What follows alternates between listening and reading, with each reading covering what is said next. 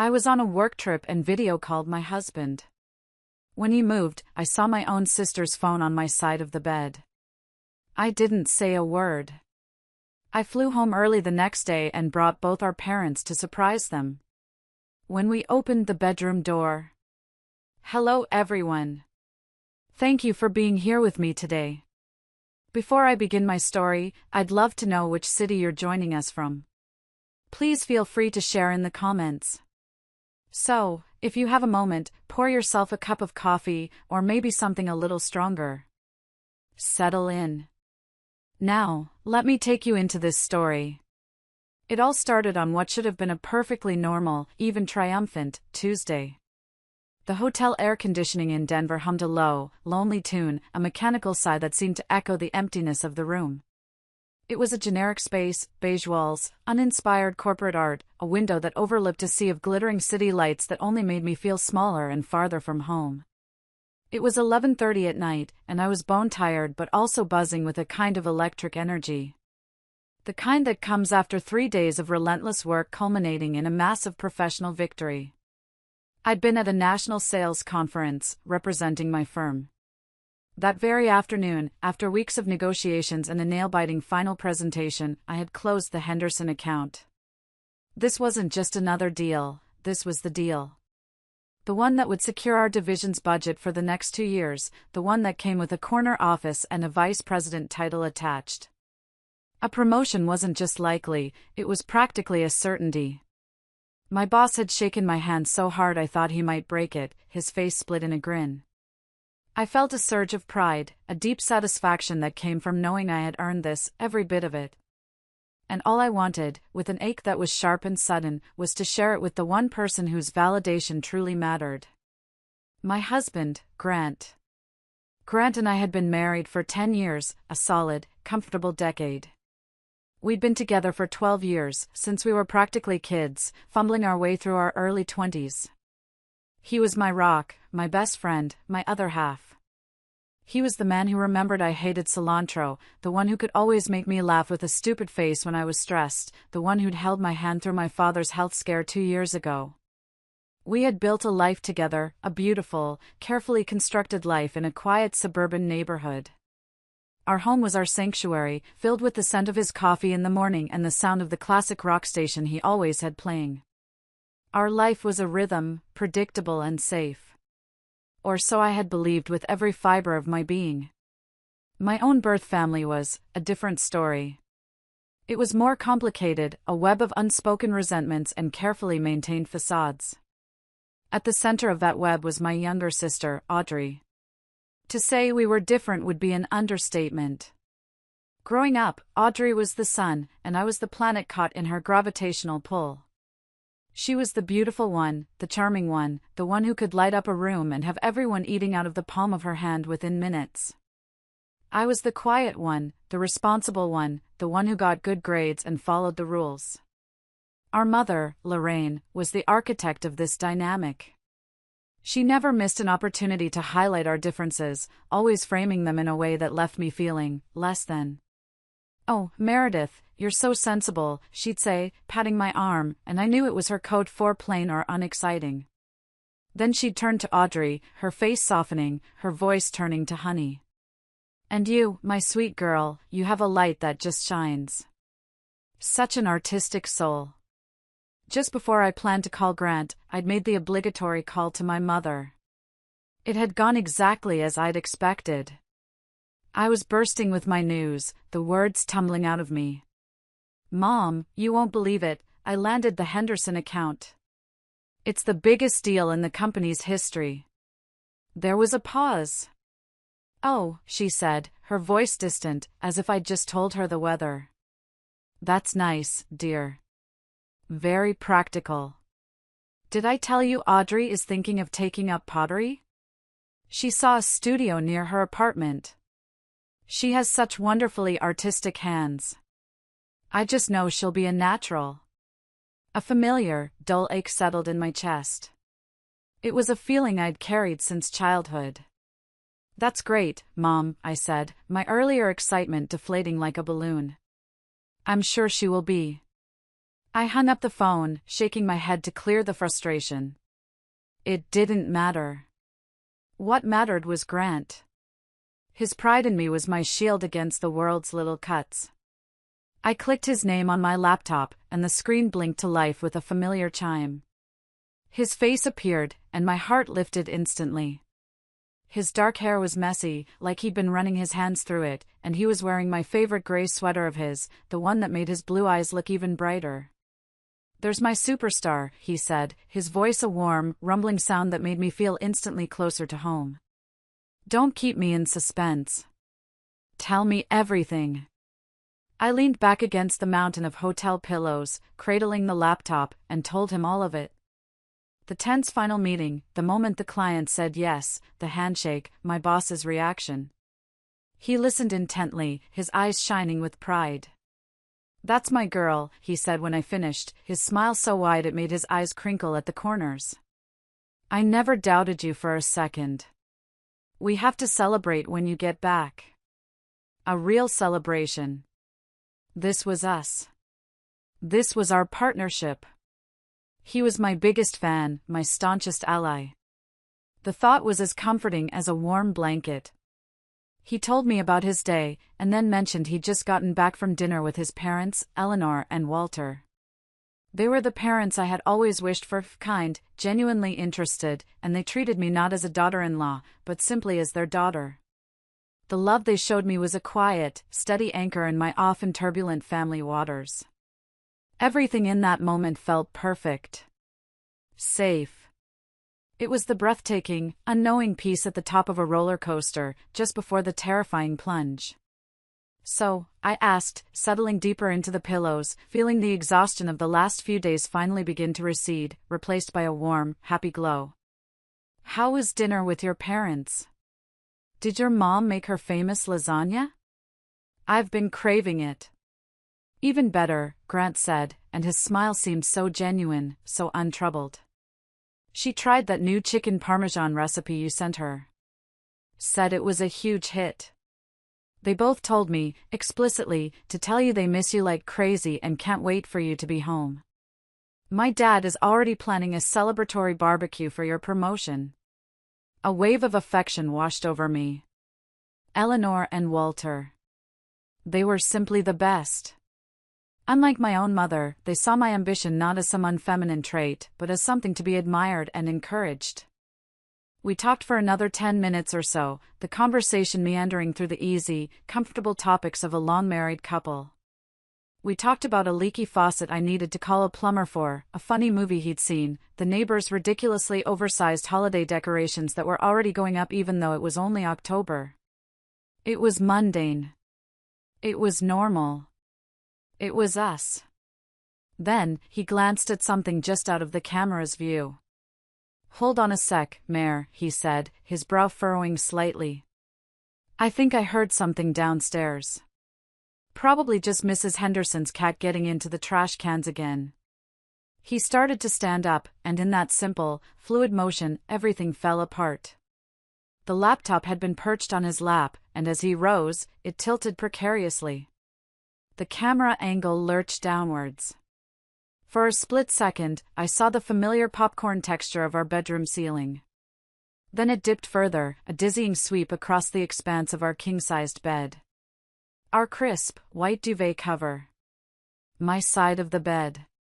My pillows, plump just the way I liked them.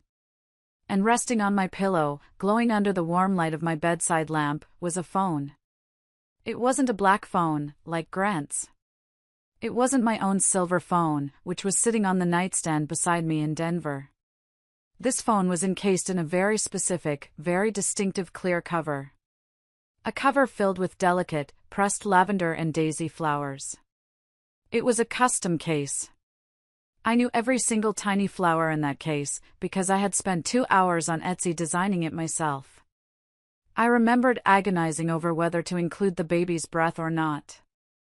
I remembered the little thrill I felt when it arrived, knowing how much my sister would love it. It was the phone case I had given Audrey for her 27th birthday just last year. Time stopped. The air in my lungs turned to shards of glass. It was a physical sensation, a sudden, violent freezing from the inside out, so intense it made me gasp. My mind scrambled, a frantic, desperate search for a rational explanation. Maybe she left it here last week when she borrowed my baking dish. Maybe she came over to water the plants for me and forgot it. Maybe. But the excuses withered and died before they could even fully form. It was almost midnight. And the phone wasn't on the kitchen counter or the entryway table. It was on my pillow. In my bed. The camera shifted back up, and Grant's face filled the screen again. He ran a hand through his hair, a gesture I used to find so endearing. Now, it looked like the desperate act of a man trying to compose himself. "Everything okay down there?" I asked. I was a detached observer, listening to my own voice as if from a great distance. It was incredible how steady it sounded. Calm, even. Inside, a symphony of shattering glass was deafening me. "Yeah, all good," he said, his words coming out just a little too quickly. "Just that pesky cat. Always knocking over the recycling bin. You know how it is." A cold, clear thought cut through the chaos in my mind. We don't have a recycling bin outside our back door. We have a large communal dumpster down the alley behind the townhouse complex. The lie was so obvious, so insulting in its clumsiness. He wasn't even trying very hard. He thought I was that stupid. That trusting. And the most painful part was, until 30 seconds ago, he had been right. I just nodded slowly, my eyes locked on his face on the screen.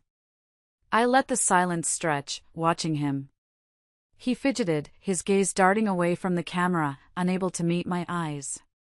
I knew, in that moment, with a certainty that was absolute and soul-crushing, that confrontation would be a mistake. Not now. Not like this. 10 years of marriage had taught me that Grant hated being cornered.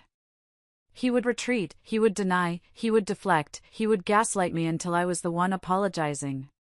He would twist it all around until I was the crazy, jealous wife, and he was the innocent victim of my paranoia. No. If I was going to unearth the truth, I couldn't use a shovel. I needed a scalpel. I needed to be cold, and sharp, and precise. "So," he asked, and his voice now had a strange, brittle undertone I'd never heard before. It was a clumsy attempt at casualness that failed miserably. Was it eagerness for me to get off the phone? Anxiety that I had seen something?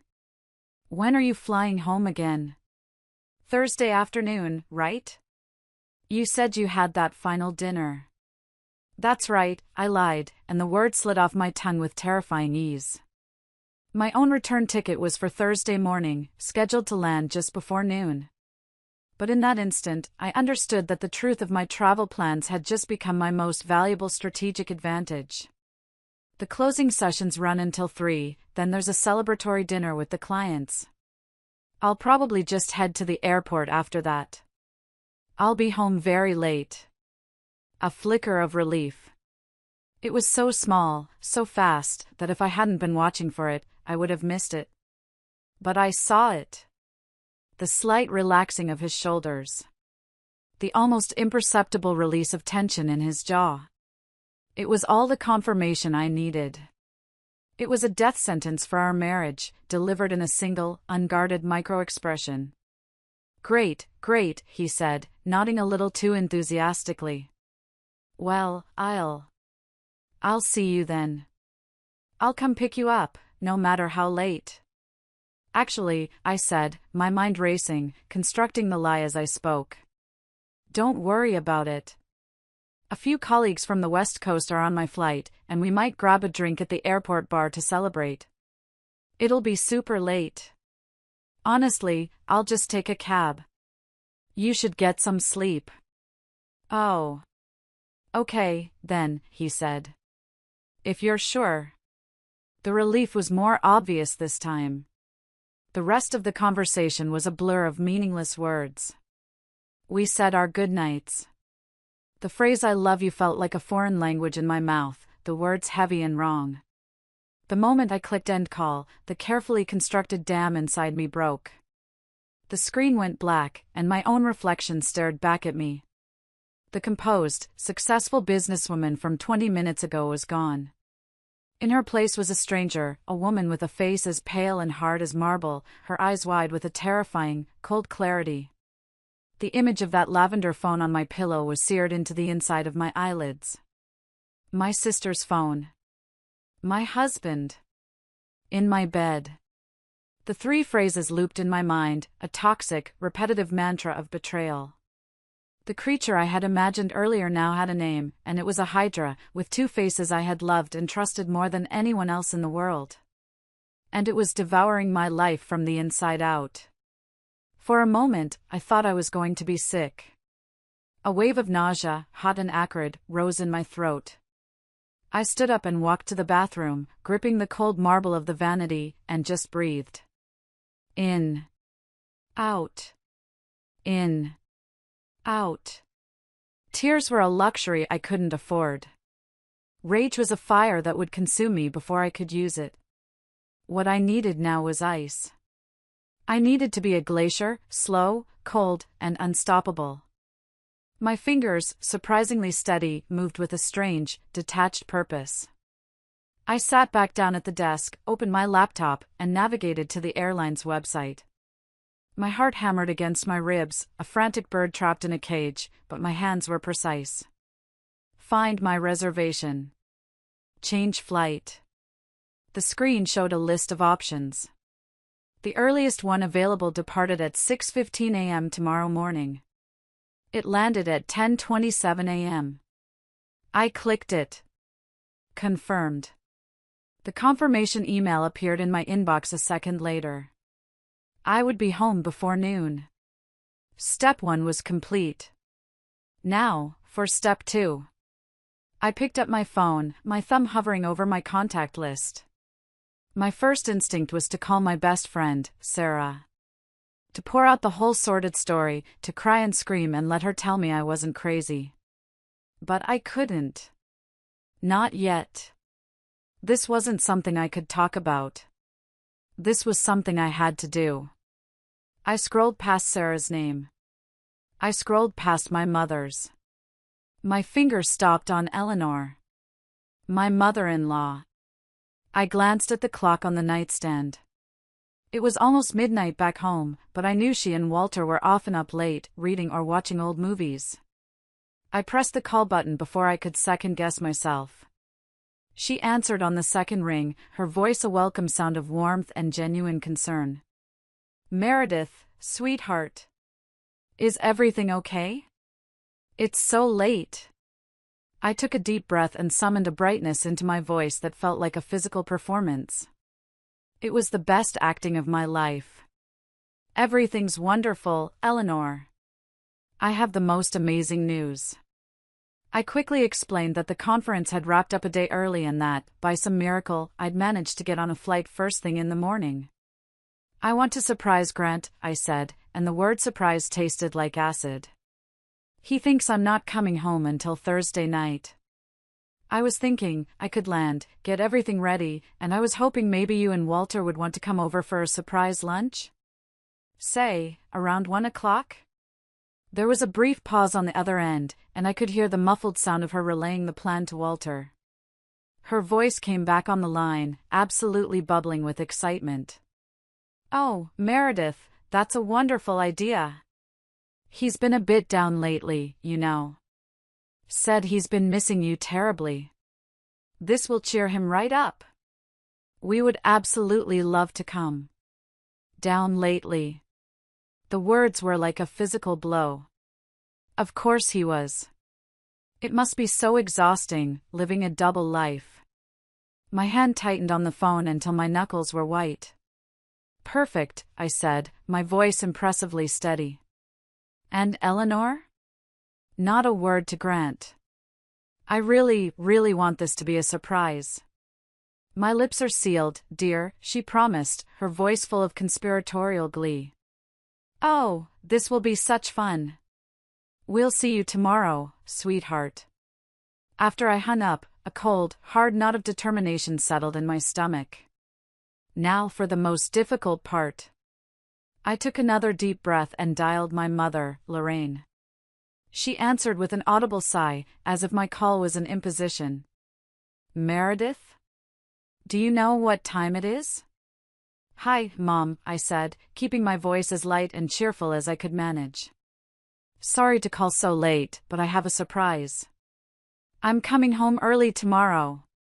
My flight gets in the morning. Oh, she said.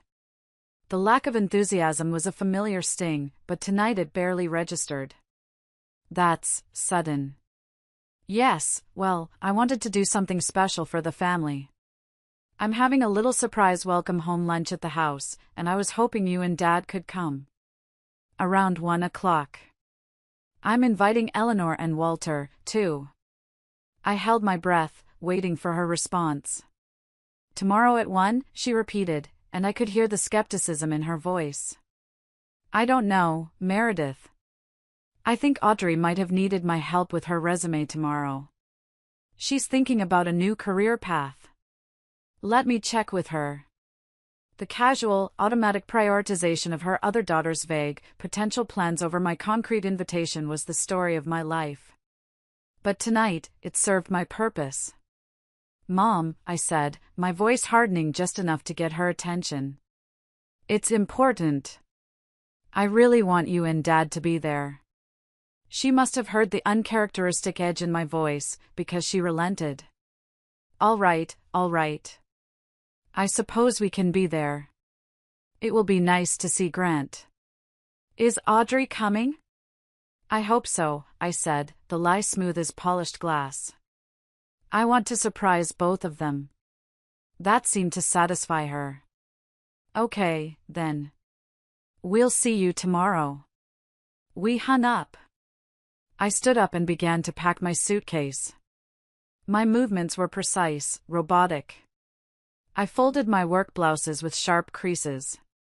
I placed my shoes in their cloth bags.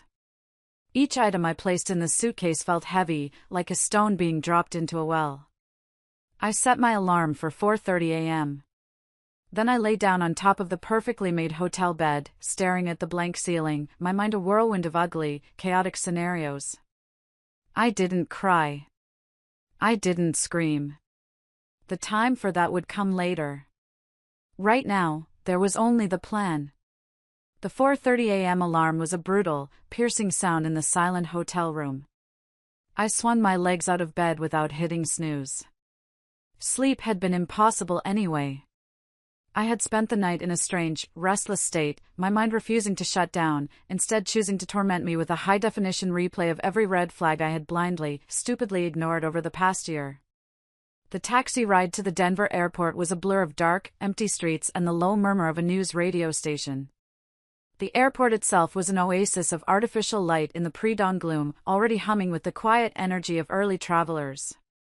I moved through the check-in and security lines on autopilot, a ghost in the machine. I bought a large black coffee and a bottle of water at a kiosk near my gate and sat down, staring out the large window at the ground crew preparing the plane. My mind, unbidden, continued its merciless excavation of the past. There was that family barbecue at our house 2 months ago. A perfect summer day. I'd been inside, helping Eleanor carry out platters of food. When I came out onto the deck, I saw them. Grant and Audrey. They were sitting on the wide steps leading down to the lawn, their heads bent close together, sharing a pair of earbuds and laughing at something on his phone. His arm was draped casually along the back of the step behind her, his fingers just inches from the bare skin of her shoulder.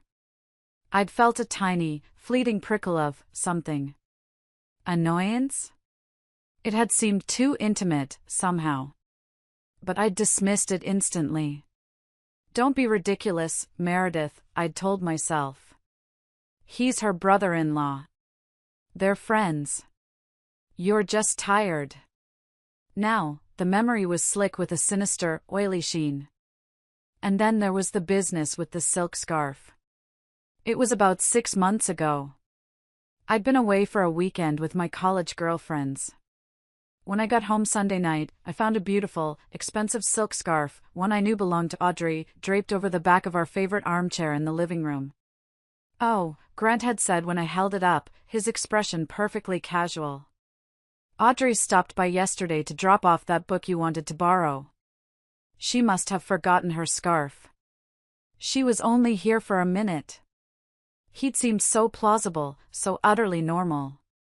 I hadn't thought twice about it. What reason did I have to? He was Grant. My Grant. He wouldn't lie to me. My God, how blind I had been. How willfully, desperately blind. And my mother, her role in this whole sickening play was becoming clearer and more monstrous with every memory I unearthed. Her constant refrain, "You should be nicer to Audrey, Meredith. Life is harder for beautiful girls, you know. She looks up to you so much." Her fawning over Grant. "Grant is so wonderful with your sister. He's like the big brother she never had. He really understands her artistic temperament." Was it possible she knew? Had she seen the signs too and chosen to ignore them? Or worse, had she known and, in some twisted way, encouraged it, happy that her precious, special daughter was the center of attention, even if it was my husband's? The thought was so ugly, so vile, I felt a fresh wave of nausea. The boarding call for my flight crackled over the intercom, pulling me from my toxic reverie. I stood up, slung my bag over my shoulder, and joined the line of passengers.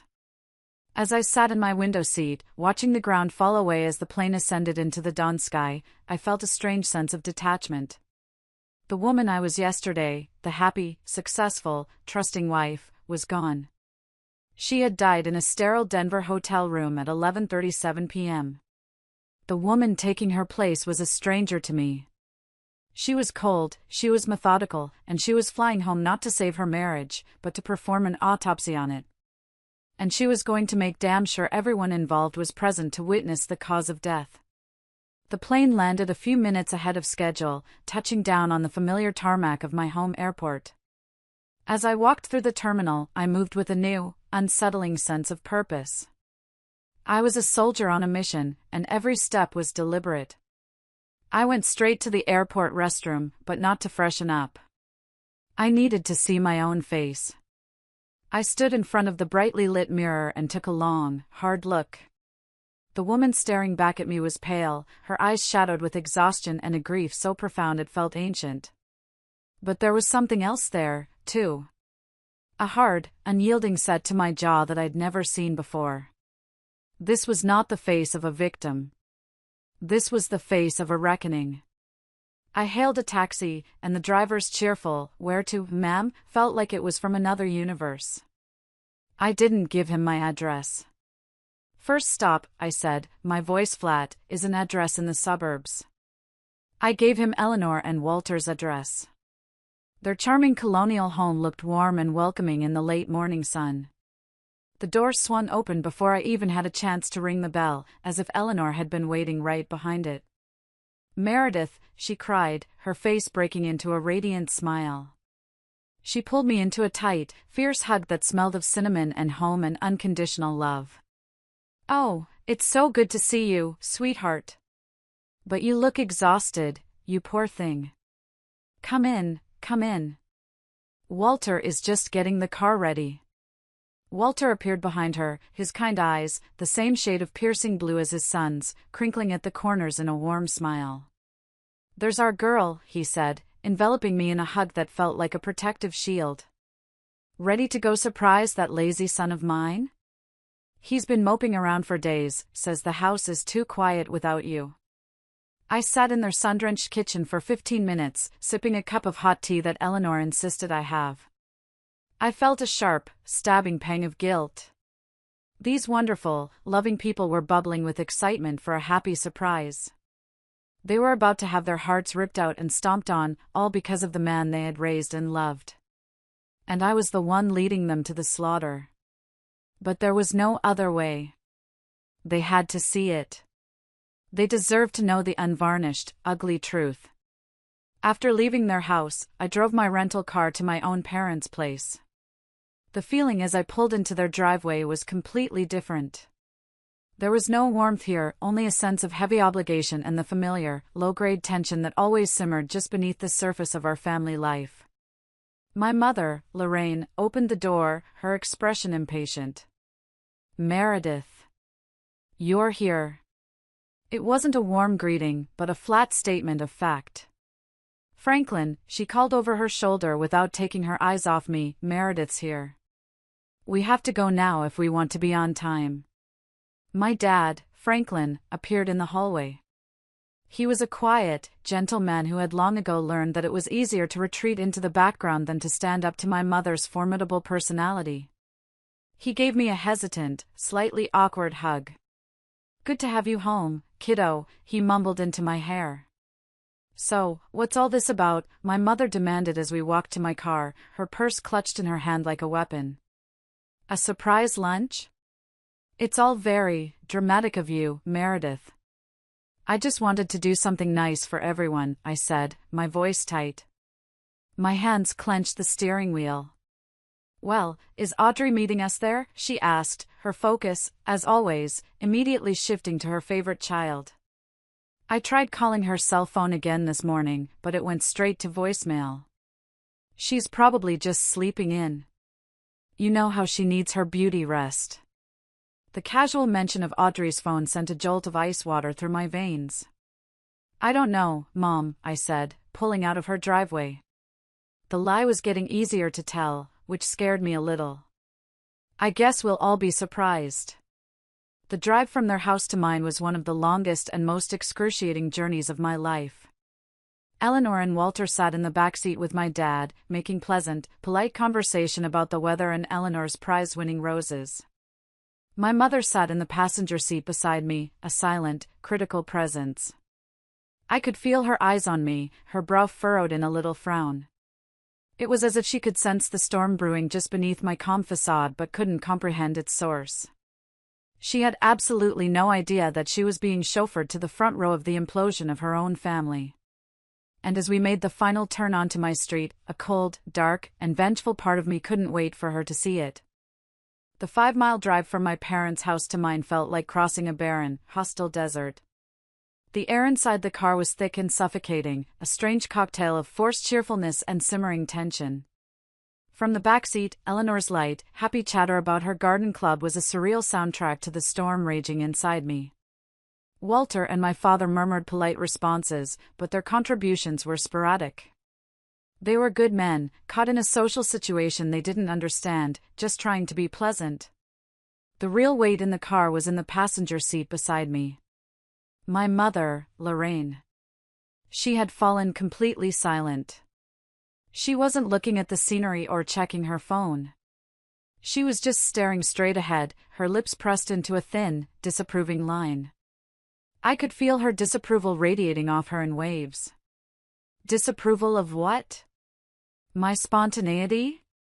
My dramatic plan? Or was it something deeper? Did she, on some subconscious level, sense that this was about Audrey?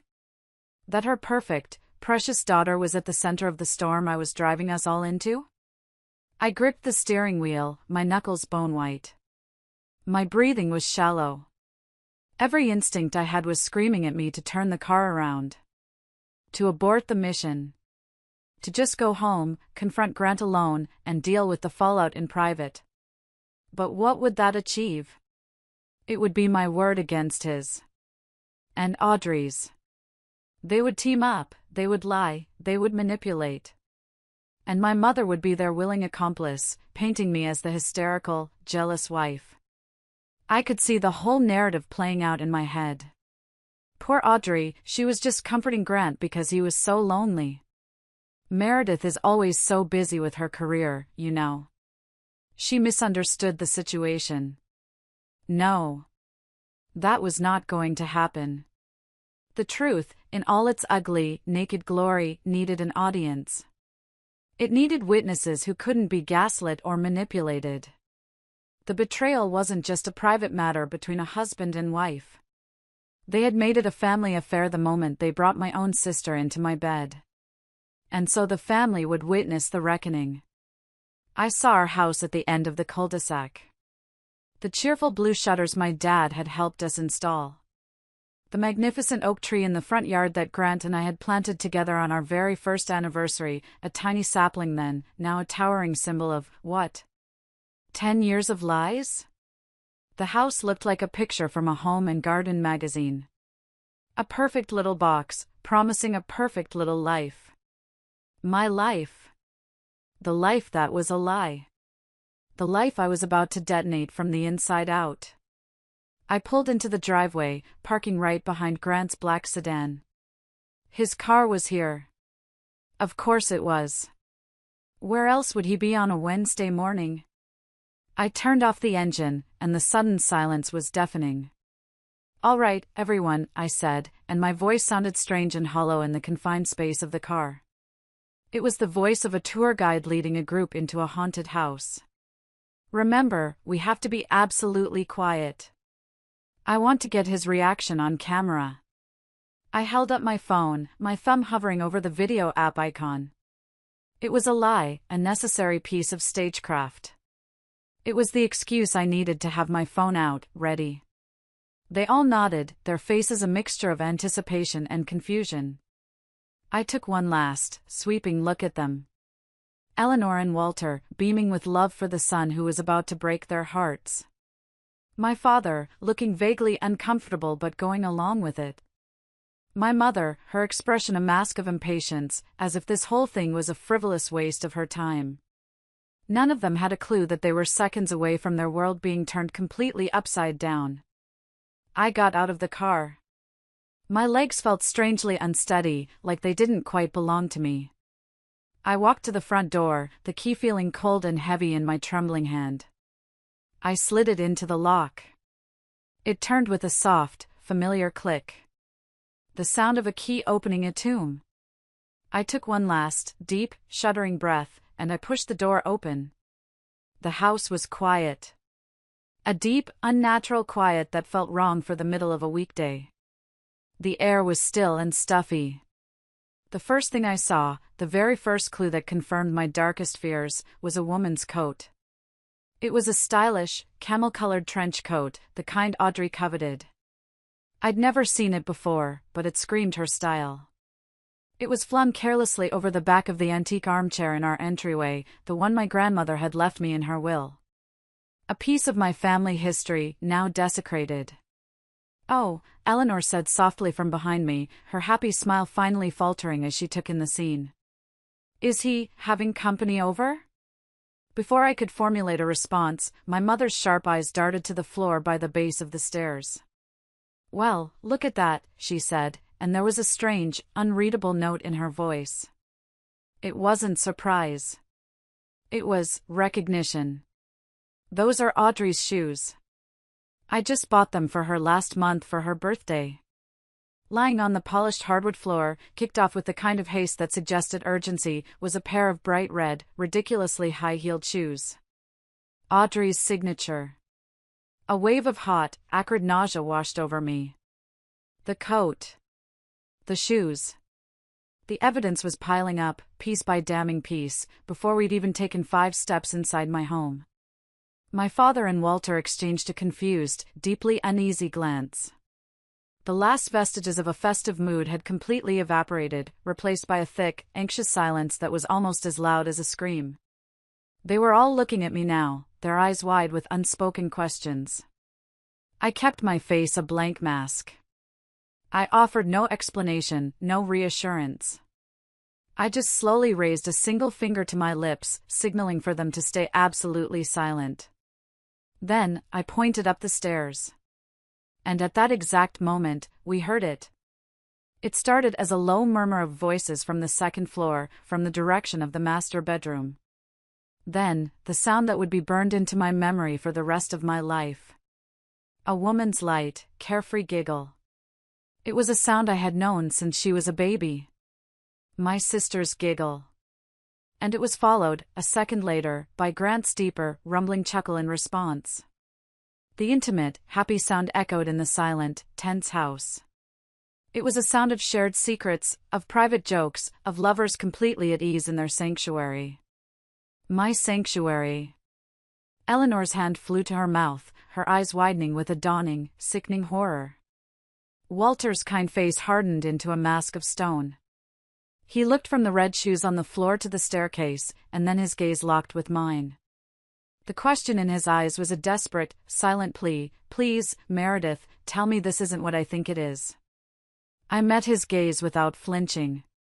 I gave him a slow, deliberate, heartbreaking nod. It is exactly what you think it is. His face crumpled, and he pulled his crying wife into his arms.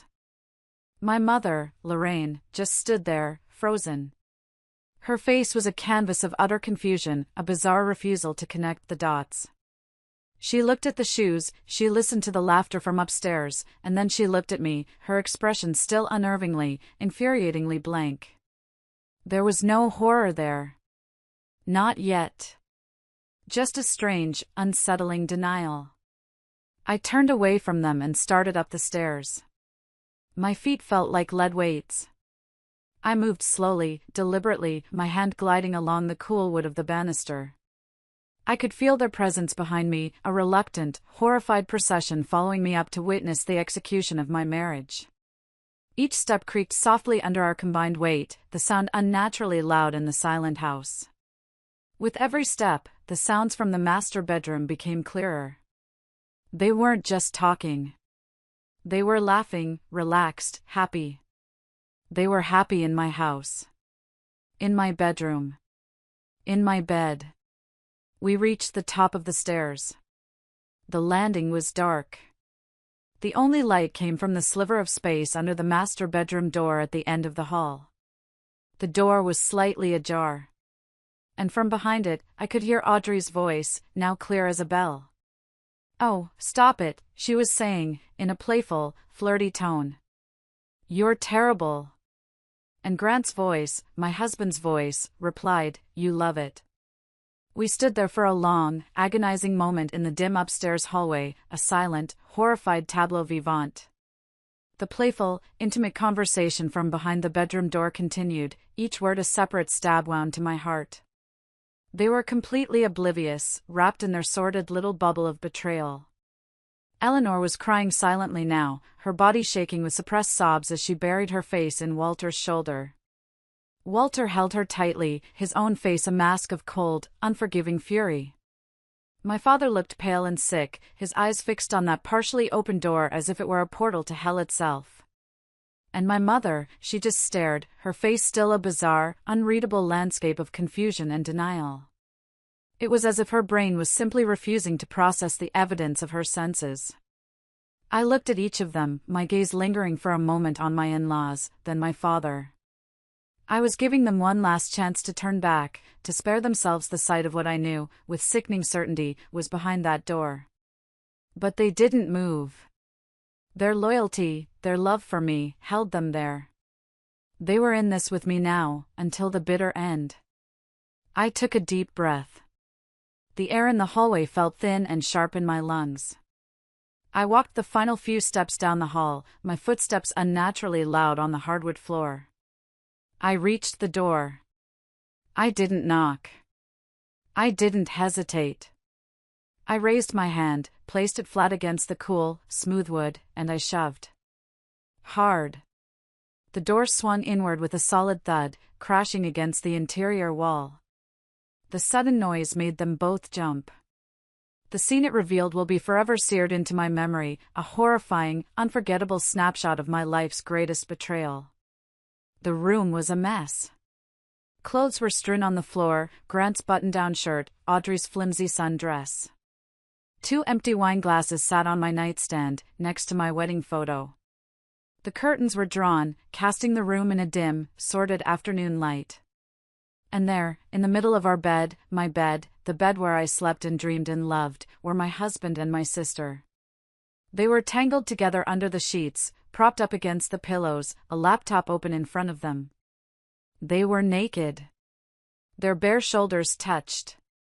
Audrey's long blonde hair was a messy halo around her head. For a single, stretched-out heartbeat, the world stopped moving.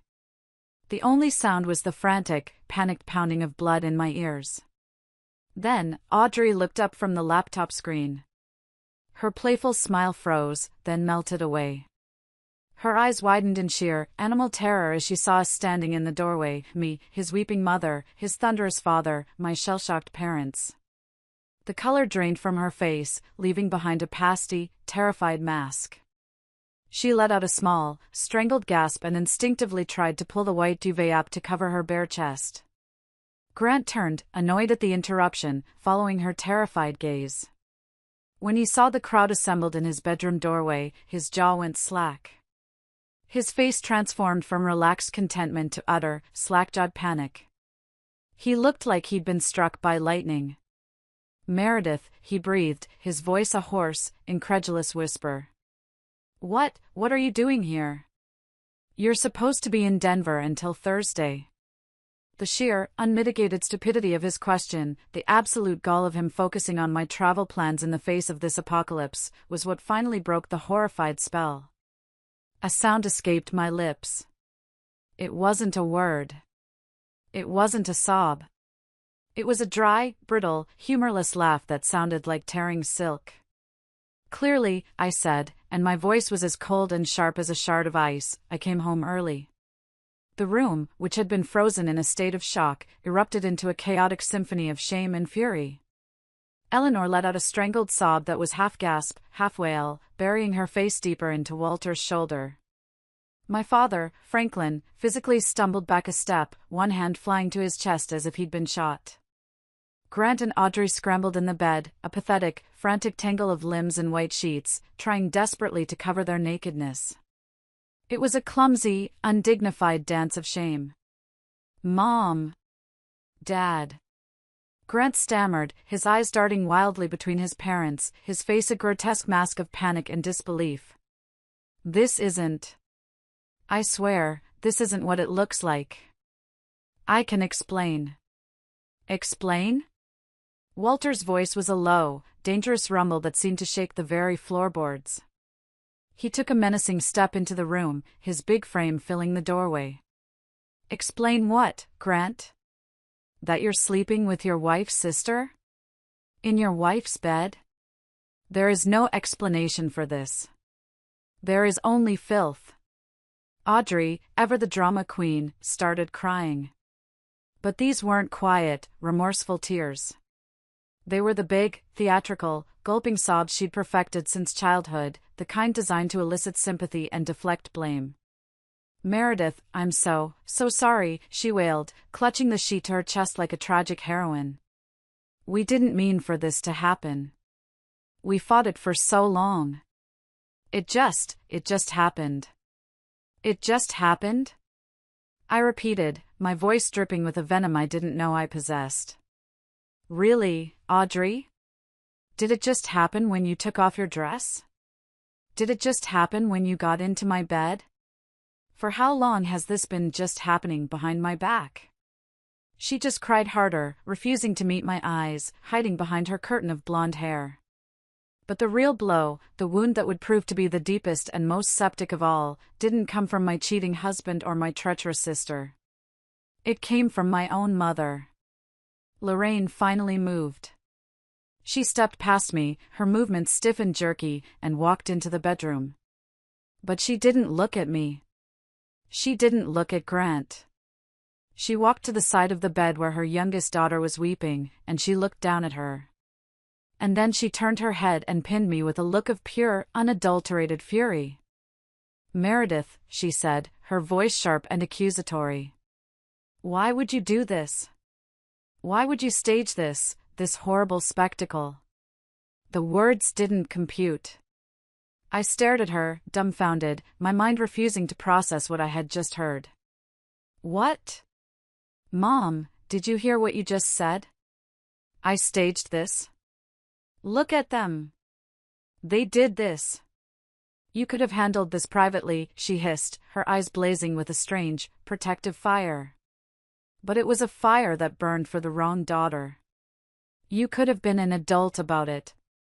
But no. You had to drag all of us here. You knew how sensitive your sister is. Did you have to humiliate her like this? In front of everyone? This is just cruel, Meredith. Absolutely cruel. The world tilted on its axis and spun into blackness. My husband had betrayed me. My sister had betrayed me. And now, in the single most painful, devastating moment of my life, my own mother was standing in the wreckage, pointing a finger not at the perpetrators, but at me. I was being blamed. For discovering the truth. For exposing their disgusting, unforgivable secret. It was in that moment that something inside me, a fragile, hopeful thing that had survived 32 years of neglect and criticism, finally shattered for good. The part of me that had spent a lifetime desperately seeking her approval, that had yearned for a single crumb of her unconditional love, it just died. It withered up and turned to dust. Eleanor, God bless her soul, lifted her tear-streaked face from her husband's shoulder. "Are you insane, Lorraine?" she sobbed, her voice thick with disbelief and disgust. "Have you lost your mind? Your daughter just found her husband in bed with your other daughter, and you're worried about humiliation? Meredith is the victim here. Your son," she spat the word at Grant, her voice filled with venom, "and your daughter are despicable, morally bankrupt people." Walter pointed a trembling, authoritative finger at Grant. "Get dressed. Both of you. And then, Grant, you get the hell out of this house. Don't speak to me. Don't look at me. As far as I'm concerned, I no longer have a son." My mother's words echoed in the suffocating silence of the room, ricocheting off the walls and lodging like shrapnel in my heart. "You knew how sensitive your sister is." Sensitive. That one word was the spark. It was the lit match dropped into the puddle of gasoline that had been pooling inside me for my entire life. All the years of being pushed aside, of being the reliable, sensible one while Audrey was the special, artistic one. All the casual dismissals of my achievements, the fawning praise for her every whim. All the holidays, the birthdays, the family dinners where I felt like a ghost at my own table. It all came rushing back, a tidal wave of resentment and pain so immense it finally broke the surface. I turned to my mother, and the voice that came out of me was a raw, guttural sound that I didn't recognize as my own. It was the sound of a wounded animal. "Sensitive?" I screamed, the word ripping from my throat, raw and ragged. "You want to talk about sensitive? For 32 years, I have listened to you praise her for breathing while you criticized me for achieving. I put myself through college and paid off my own student loans while you and Dad drained your savings to fund her artistic journey to nowhere. I bit my tongue every single time you compared my steady job to her free spirit. Every single time you made me feel like I wasn't enough, like I was a disappointment because I wasn't her." My whole body was shaking with a rage so pure and white-hot it was cleansing. I was pointing a trembling finger at Audrey, who was now cowering behind Grant, the picture of pathetic victimhood. "And this is what she does? This is your precious, sensitive, special little girl? She sneaks into my house, she sleeps in my bed, with my husband, the man I have built a life with, and you have the absolute audacity to stand there and defend her? To blame me?" I took a step toward my mother, who actually flinched and took a step back. "Have you ever seen me, Mom?" I sobbed, the words tearing out of me now. "Have you ever, for one single second, looked at me and been proud of me? Or am I just the background character in the Audrey show? Even now, even in this unbelievable, soul-destroying moment, I'm the villain of your story because I dared to pull back the curtain on her disgusting behavior." Hot, furious tears were streaming down my face, but I didn't care. "I am done," I choked out, the words tasting like freedom and ash. "I am so done." My gaze swept the room, landing on Grant, then Audrey, then my own parents. My voice dropped to a low, shaking, and utterly final command. "Get out." They just stared at me, frozen. I repeated, my voice rising to a full-throated roar that came from the depths of my soul, "Get out of my house." "Grant, Audrey, and you too," I looked directly at my stunned parents, "get out. Now." Franklin, my dad, looked utterly broken. He was a casualty in a war he never understood. He just turned, his shoulders slumped, and walked out of the room without a single word. Grant and Audrey finally scrambled into action, grabbing their clothes from the floor, their movements clumsy with panic and shame. My mother stood her ground for a second, her mouth opening as if to argue, to get in one last-ditch defense of her favored child. "Don't," I warned, my voice dropping to a deadly quiet that was more threatening than any scream. "Don't you say another word to me." Her mouth snapped shut. She stared at me, her face a bizarre mixture of anger and shock, and then she turned on her heel and followed my father out of the room. Grant, now hastily dressed, wouldn't look at me. He grabbed his keys and wallet from the dresser and practically ran out of the room. Audrey, clutching her dress to her chest, scurried out behind him like a frightened rat. I followed them down the stairs. I stood at the front door and watched them pile into my parents' car. I watched until the car backed out of my driveway and disappeared down the street. The front door slammed shut, the sound echoing through the suddenly empty house like a gunshot, the final, definitive end to the life I once knew. And then, silence. The only people left in the house were me, Eleanor, and Walter, standing together amidst the emotional wreckage. The air was thick with pain, betrayal, and an unspoken, profound grief. I just stood there, my body trembling, the adrenaline that had fueled my rage slowly draining away, leaving behind a vast, empty, desolate wasteland where my heart used to be. CTA.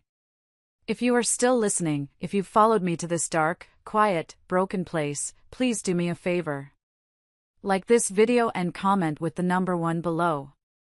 It lets me know that you're out there, that you're a wonderful person who is walking this journey with me. Your support is a small light in a very dark room, and it means more to me than you'll ever know. Please, just comment with the number 1 so I know you're here. And now, let me tell you what happened next. The silence that followed the slam of the door was the loudest sound I had ever heard in my life. It wasn't the absence of noise, it was a presence. A heavy, ringing void filled with everything that had just been said, everything that had just been destroyed. I felt hollowed out. Like someone had reached inside me and scooped out all my vital organs, leaving an empty, aching shell.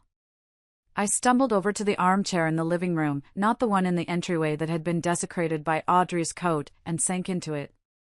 I wrapped my arms around myself and just stared at the opposite wall, at a framed photo of Grant and me on our wedding day. We looked so young, so happy, so utterly clueless. I couldn't cry. I think I was beyond tears, in a place of pure, frozen shock. Eleanor was the first to move. She seemed to float across the room, her own face streaked with tears, her expression one of profound grief. She knelt on the floor in front of my chair. She didn't say anything. She didn't offer empty platitudes or tell me it would be okay. She just took both of my cold, trembling hands in hers. Her hands were warm and steady, a small point of human contact in a world that had just gone completely cold. She held them, rubbing small circles on my knuckles with her thumbs, until the violent, uncontrollable shaking in my body began to subside into a low, steady tremor. Walter, a man I had only ever seen as a gentle giant with a ready laugh, was radiating a quiet, terrifying fury. He stood in the middle of the living room, his big hands clenched into fists at his sides. He looked up the stairs toward the bedroom, and his jaw was tight with a rage that was all the more frightening for its silence.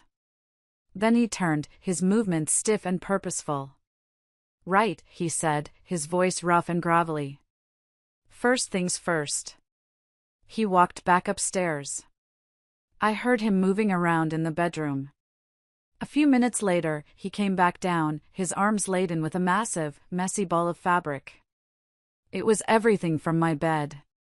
The sheets, the duvet, the pillows, everything Grant and Audrey had touched. He carried it with an expression of utter disgust, holding it away from his body as if it were radioactive waste. "We're burning this," he said, his voice flat and final. "We're getting all of this filth out of your house right now." And that's what we did. In a strange, surreal, and deeply cathartic hour, the three of us worked in near silence. Walter carried the bundle of desecrated bedding out to the metal fire pit in the backyard that we normally used for summer bonfires. He doused it with lighter fluid and, without ceremony, dropped a match onto it. The flames whooshed to life, consuming the symbols of my betrayal in a plume of greasy, black smoke. While the fire raged outside, Eleanor went into the linen closet and came back with a fresh set of crisp, clean sheets, the lavender-scented ones I reserved for the guest room. She stripped the mattress bare. Then, together, the two of us remade my bed. The simple, domestic act was both agonizing and profoundly healing. We smoothed the sheets, tucked the corners, and fluffed the new pillows. We were erasing them. We were reclaiming my space, one small, deliberate action at a time. While I went through the house, collecting the few things Audrey had left behind, her red shoes, her coat, a tube of expensive lipstick from the bathroom vanity, Eleanor went downstairs and started making a fresh pot of coffee. The rich, familiar, comforting smell began to fill the house, a small act of normalcy that pushed back against the sordid, ugly atmosphere they had left behind. We sat at my kitchen table, the three of us, sipping hot, black coffee from mugs that felt too heavy in our hands. The silence was no longer ringing, it was softer now, a shared space of grief. "Meredith," Walter finally said, his deep voice thick with an emotion he was struggling to control. "I am so sorry. I don't know what to say. I look at what he did, and he is not the man we raised. I don't know who that person is." "It's not your fault," I whispered, the words scratching my raw throat. "None of this is your fault. You and Eleanor, you have been more of a real family to me than my own ever was." Eleanor reached across the table, her hand covering mine. Her touch was firm, grounding. "We're your family, Meredith," she said fiercely, her eyes locking with mine, demanding that I believe her. "That does not change. Do you hear me? Nothing that happened today changes that. If anything, it makes it stronger." In the hours that followed, they became my shield, my advocates, my family. They didn't leave my side. They helped me call a 24-hour locksmith to have all the locks on the house changed immediately. They sat with me, a silent, supportive presence, as I made the most difficult phone call of my life, to a highly recommended divorce lawyer whose number Walter had found online. They ordered pizza when Eleanor realized, around 7 p.m., that none of us had eaten all day. When they finally prepared to leave late that evening, long after darkness had fallen, Eleanor hugged me tightly at the door. "Call us for anything," she commanded gently. "I mean it. If you wake up at 2 a.m. or 4 a.m. and you can't stand to be alone, you call us. We will be here in 20 minutes. You are not alone in this." That night, I slept in the guest room. I couldn't bring myself to sleep in my own bed, even with the clean, lavender-scented linens. I lay awake for hours, staring into the darkness, the horrific events of the day playing on a relentless, high-definition loop in my mind. The betrayal was a physical pain, a deep, persistent ache that started in my chest and radiated out through my entire body. But underneath the crushing weight of the pain, something else was beginning to grow. A tiny, cold, hard seed of resolve. They had tried to destroy me. They had tried to break me. I would not let them. The days that followed were a surreal, exhausting blur of administrative tasks and profound emotional exhaustion. The world outside my newly secured front door kept moving, but my own life had ground to a screeching halt. I took an emergency leave of absence from work, unable to even contemplate facing my colleagues or pretending that my life hadn't just imploded. My first meeting with my divorce lawyer, a sharp, impeccably dressed, no-nonsense woman named Ms. Davis, was both a relief and a harsh dose of reality. I sat in her sterile, modern office and told her the whole story, my voice flat and devoid of emotion. I was just reciting facts. She listened intently, her expression unreadable, occasionally jotting down notes on a legal pad. When I finished, she put down her pen and looked at me, her eyes softening for the first time. "Meredith," she said, her voice firm but kind. "First, I am so deeply sorry you are going through this. What you have described is a profound, dual betrayal. Second, you did absolutely the right thing by securing witnesses. It makes the at-fault aspect of this much clearer." She explained that the prenuptial agreement Grant and I had signed years ago was solid, but his flagrant infidelity, especially with a family member, gave us significant leverage. She assured me the process should be relatively straightforward. It was anything but. 2 days after I filed, the counterattack began. Grant, apparently having been coached by my mother and sister, hired a notoriously aggressive lawyer known for his scorched earth tactics. The first letter arrived via courier. It was a masterpiece of legal gaslighting. It claimed Grant was entitled to half of everything, including the house. It argued that the down payment, which had come from a substantial inheritance I received from my beloved grandmother, should be considered a marital gift and thus subject to division. The letter went on to claim my erratic and hysterical behavior in staging a public confrontation was proof of my emotional instability and that Grant had been suffering in a lonely marriage for years. They were trying to paint me as the villain, the crazy wife who drove her poor, neglected husband into the arms of another woman. The deepest, most painful cuts, however, came not from the lawyers, but from my own family. My mother, having been blocked, started emailing me. Long, rambling diatribes that swung wildly between pleading and outright emotional blackmail. "You are tearing this family apart, Meredith. Audrey is a complete wreck. She can't eat, she can't sleep. She could lose her job over the stress. You have to find it in your heart to forgive them. It was a mistake. People make mistakes." A mistake? I asked her during one particularly awful phone call, after she'd managed to get through using my father's phone. My voice was dangerously calm. A mistake is forgetting to pick up milk from the store. A mistake is taking a wrong turn on the highway. Systematically lying and sleeping with your sister's husband for God knows how long isn't a mistake, Mom. It's a series of deliberate, selfish choices. "You're being so cold, so unforgiving," she sobbed into the phone. "What happened to the sweet, kind-hearted girl I raised?" "She died," I said, my voice flat. "She died last Wednesday in her bedroom. You were there." And I hung up the phone.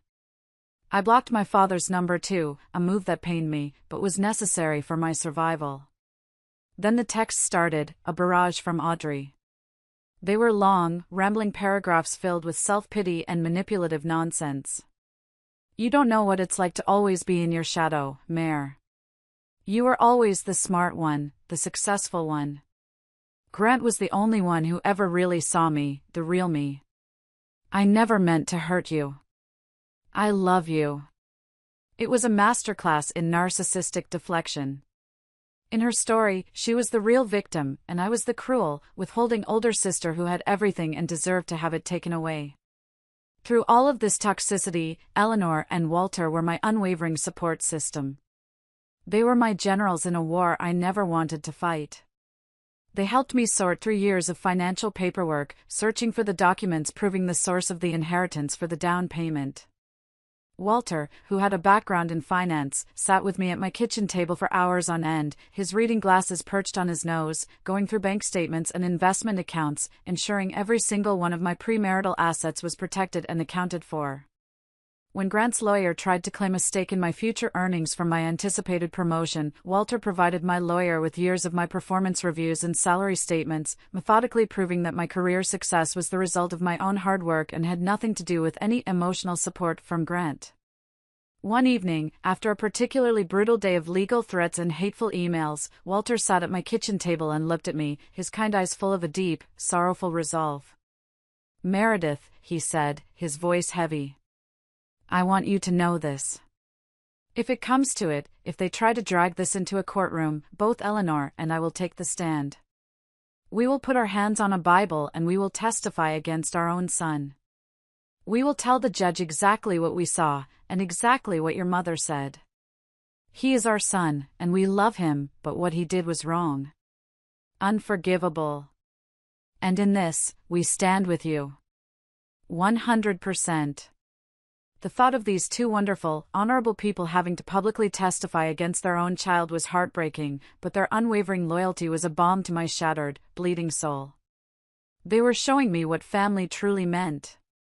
After 6 long, brutal, and soul-crushingly expensive months, the divorce was finalized. Faced with the undeniable testimony of his own parents and the ironclad documentation of my inheritance, Grant and his shark of a lawyer finally backed down. The judge awarded me the house outright and protected all of my premarital assets and future earnings. Grant walked away with only his personal belongings, his car, and his half of our modest joint savings account. I never wanted to see him or my sister again as long as I lived. The legal battle was over, but I knew the emotional one was just beginning. The house, my beautiful house that I had fought so hard to keep, now felt like a mausoleum. It was no longer a home, it was a monument to a dead marriage. Every room, every piece of furniture, held a memory that was now tainted, poisoned. The armchair where Grant used to read the paper. The spot in the kitchen where Audrey and I once stood, laughing while baking Christmas cookies years ago. The ghosts were everywhere. I couldn't heal there. So, I made a radical decision.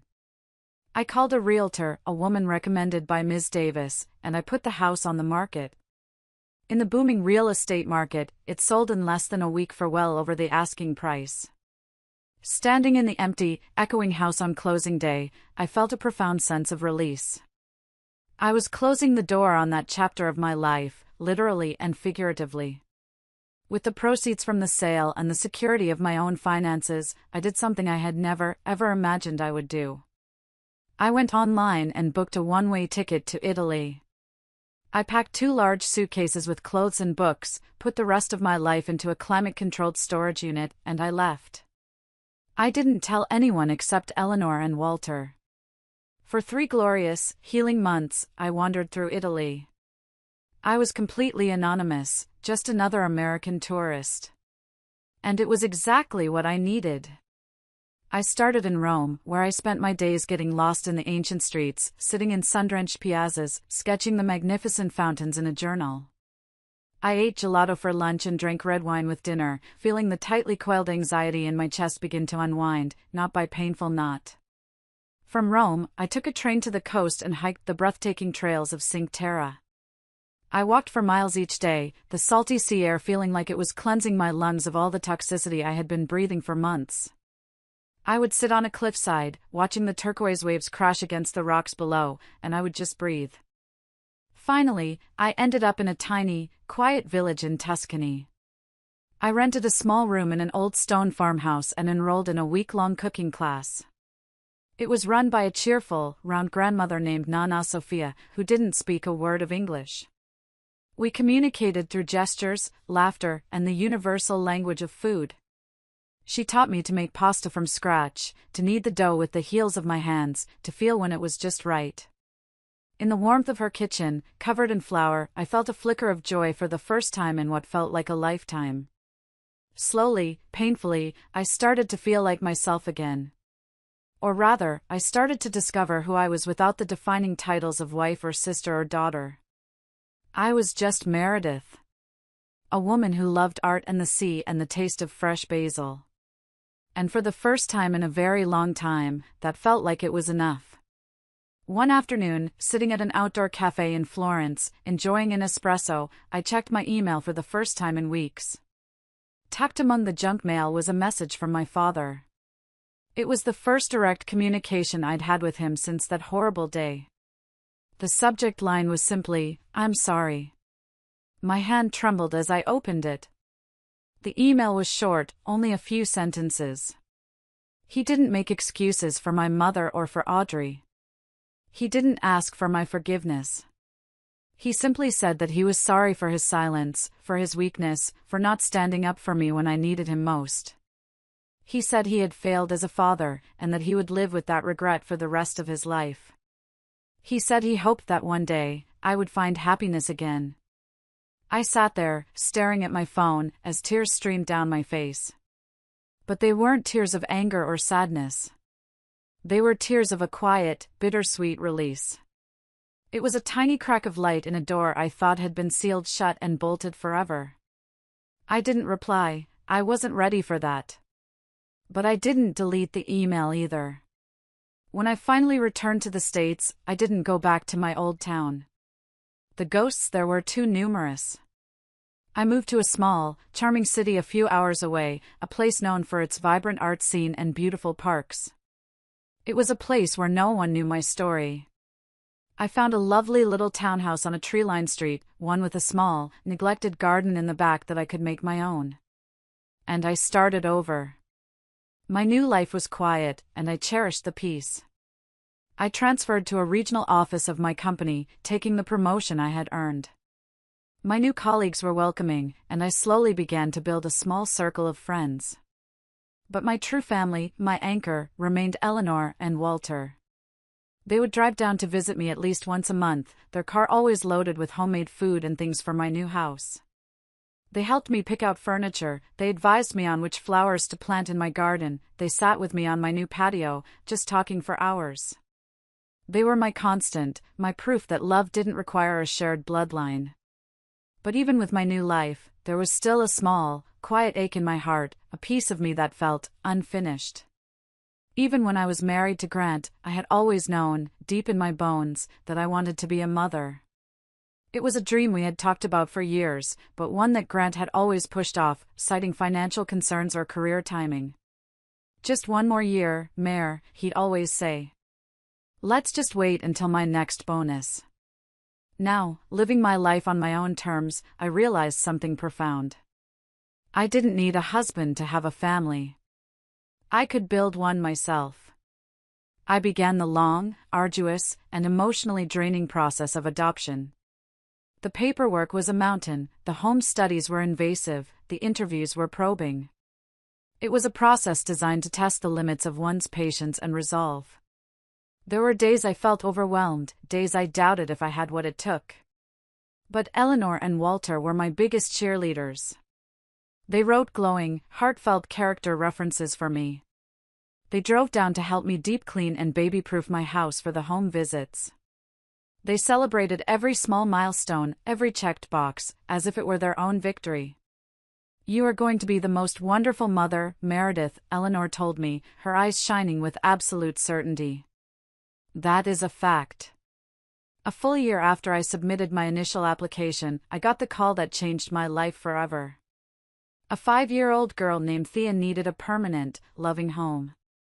The social worker told me she was quiet, shy, and had been bounced between foster homes for most of her young life. My heart ached for her. The first time I met her, in a sterile, brightly colored playroom at the social services agency, she hid behind the social worker's legs, her big brown eyes peeking out at me with a mixture of fear and curiosity. I didn't rush her. I just sat down on the floor a few feet away, and I started talking to her, not about anything important, just about the sparkly red shoes she was wearing and the friendly-looking dinosaur on her t-shirt. I asked her if her dinosaur had a name. She shook her head shyly. I told her I thought he looked like a Ferdinand. A tiny smile touched her lips. After about 20 minutes, she took a hesitant step toward me. I knew in my heart, in that very moment, with a certainty that shook me to my core, that she was my daughter. 3 months later, after a whirlwind of final legal proceedings and transition visits, the adoption was finalized. Thea came home. The day I brought her to her new home for good, Eleanor and Walter were there, waiting on the front porch. Thea was nervous, her little hand clinging tightly to mine. I saw the anxiety on their faces too, they wanted so desperately for this to go well. Walter was holding a giant, fluffy teddy bear, almost as big as Thea was. Eleanor was holding a plate of her famous chocolate chip cookies, still warm from the oven. They didn't crowd her or overwhelm her with questions. They just knelt down to her level. "Hello, Thea," Walter said, his deep voice gentle. "It's very nice to meet you. This fellow here told me he was looking for a new home, and I thought he might like your room. And I heard," Eleanor added with a warm smile, "that you might like cookies." They let her lead. And within an hour, Thea was giving Walter a solemn tour of her new pink and purple bedroom, and sitting on Eleanor's lap in the big comfy armchair, listening to a story about a brave little mouse. My heart, which I thought had been permanently scarred and broken, felt like it was stitching itself back together, stronger than before. This was my family. A family built not on blood or biology or obligation, but on pure, unconditional love and choice. It was the most beautiful, powerful, and real thing I had ever known. The years that followed were the happiest, most fulfilling of my life. The quiet townhouse was no longer quiet. It was filled with the sounds of a child's laughter, with princess songs sung off-key, with the nightly ritual of bedtime stories. Watching Thea grow and blossom was a gift I thanked the universe for every single day. The shy, withdrawn little girl I had met in that playroom disappeared, replaced by a funny, bright, and incredibly kind child who loved to dance, paint, and ask a million questions a minute. We celebrated her 8th birthday with a big, chaotic party in our backyard. The little garden I had painstakingly cultivated over the years was in full bloom, a riot of color. Thea's friends from school were running through the sprinkler, their shrieks of delight filling the warm summer air. Eleanor and Walter, whom Thea had instantly and lovingly christened Nana and Papa, were manning the grill, flipping burgers and hot dogs. My father, Franklin, was there too. Our relationship was a quiet work in progress. After I'd returned from Italy, he had reached out again. We met for coffee. It was awkward and painful, but it was a start. He never made excuses for my mother, but he expressed his own profound regret. He started visiting, at first just for an hour or two, then for whole afternoons. He was a doting, gentle grandfather to Thea, patiently teaching her how to play chess and build elaborate Lego castles. Our relationship wasn't what it once was, but it was something new, something honest, and for now, that was enough. My mother and Audrey were a distant, painful memory from another lifetime. I heard through my father, in a brief, clipped conversation, that they had moved to a different state a few years back. Apparently, Grant had followed Audrey there, but their relationship had been tumultuous and had eventually imploded in a dramatic fashion. He didn't offer details, and I didn't ask for them. Their life was their own story, and it no longer had any bearing on mine. I felt nothing for them anymore, not anger, not sadness, just a vast, quiet indifference. They were strangers who shared some of my DNA. That afternoon, as I was lighting the candles on Thea's giant unicorn cake, I caught Walter's eye across the yard. He was watching Thea as she tried to teach my dad a silly dance she'd learned at school. He looked over at me, his eyes crinkling at the corners, and he gave me a smile of such pure, unadulterated joy and contentment that it took my breath away. In that single, perfect moment, I was overcome with a profound sense of peace. The brutal, devastating betrayal that had shattered my world hadn't been the end of my story. It had been a violent, painful, but necessary beginning. It had been a forest fire that had burned away a life that was built on a rotten foundation of lies and obligation. And from the ashes, something new and beautiful and strong had grown. It had led me to Thea. It had solidified my bond with two of the most wonderful people I have ever known, my true parents. It had even, in a strange way, given me a new, more honest relationship with my father. It had taught me that I was stronger, more resilient, and more capable of love than I ever thought possible.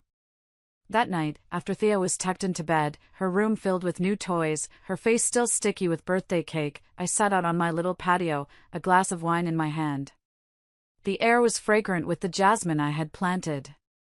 I looked up at the vast, star-dusted sky and thought about the woman I used to be.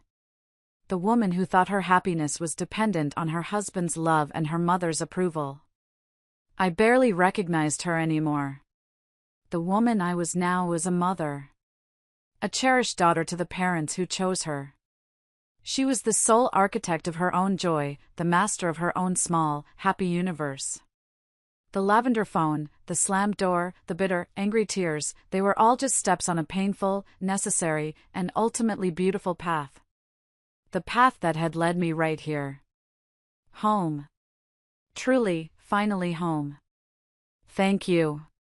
Thank you for listening to my story, for sitting with me through the dark parts. If you've been through something similar, if any part of this resonated with that hidden place in your own heart, please know that you are not alone. Sometimes, the deepest wounds, the most unthinkable betrayals, are the very things that lead us to our greatest strengths and our most authentic lives. Please, if you feel comfortable, share your thoughts or a piece of your own story in the comments below. Your stories matter. This is a community, and we are stronger together. Take care of yourselves, and please, take care of each other.